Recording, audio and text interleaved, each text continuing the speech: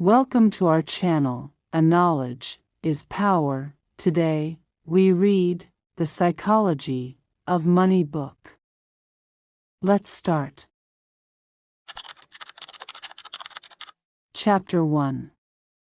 No one's crazy. Part 1.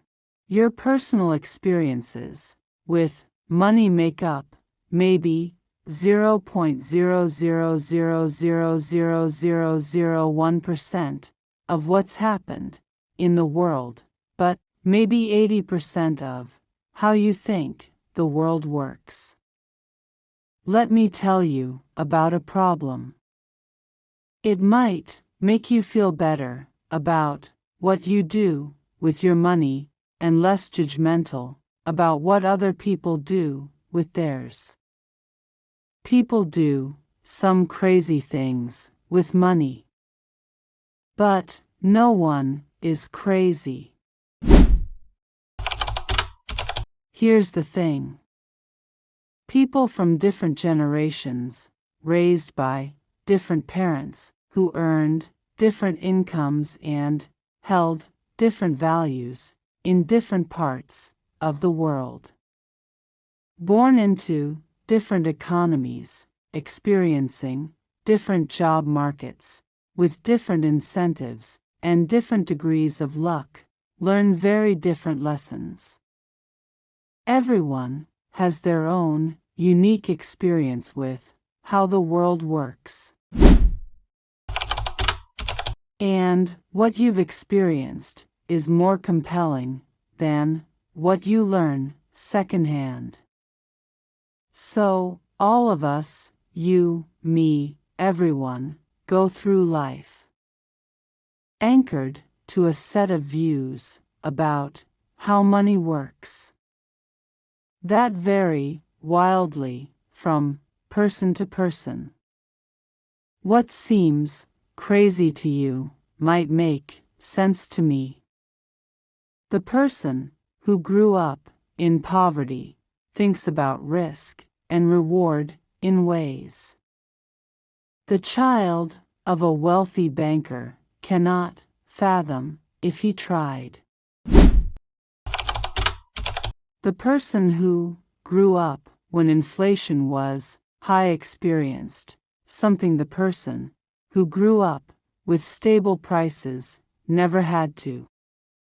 The stockbroker who lost everything during the Great Depression experienced something the tech worker, basking in the glory of the late 1990s, can't imagine.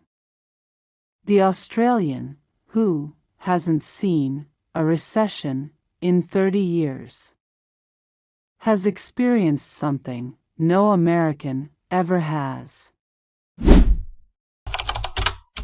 On and on. The list of experiences is endless. You know, stuff about money that I don't, and vice versa. You go through life with different beliefs, goals, and forecasts than I do. That's not because one of us is smarter than the other or has better information. It's because we've had different lives, shaped by different and equally persuasive experiences. Your personal experiences with money make up maybe 0.000000001% of what's happened in the world. But maybe 80% of how you think the world works. So, equally smart people can disagree about how and why recessions happen, how you should invest your money, what you should prioritize, how much risk you should take, and so on. In his book on 1930s America, Frederick Lewis Allen wrote that the Great Depression marked millions of Americans inwardly for the rest of their lives. But there was a range of experiences.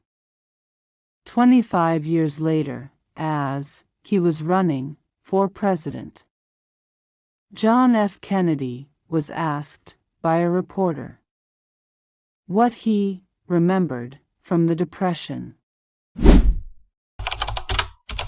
He remarked, "I have no first-hand knowledge of the Depression.